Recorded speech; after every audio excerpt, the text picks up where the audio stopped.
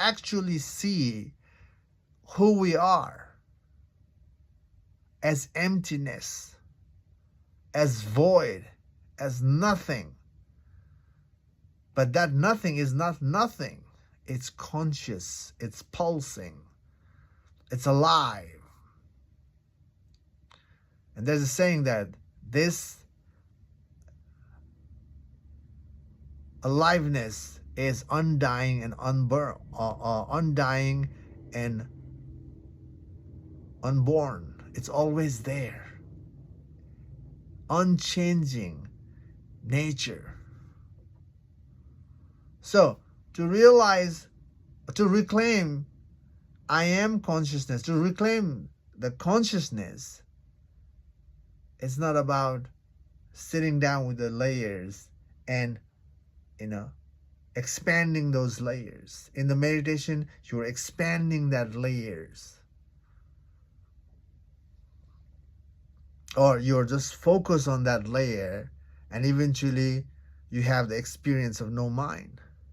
But the experience of no mind from that concentrated focus doesn't dissolve the fear in your life, doesn't help you to anchor in who you are. And you have had that moment of no mind in the meditation, isn't it? A lot of you have the experience of no mind. If you have actually experienced a no mind, then your life should be free from your fear.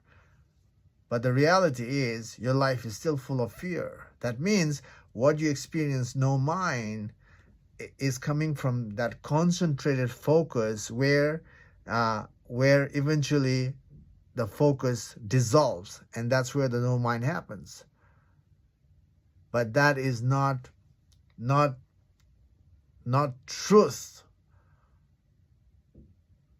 That is just experience coming in on the consciousness itself. That your consciousness is aware of no mind, isn't it?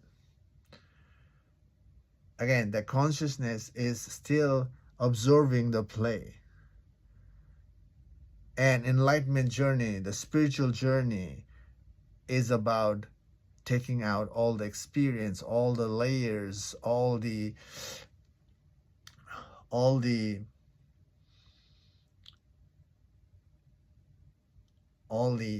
ideas from us, so we can turn the awareness back and go in to actually see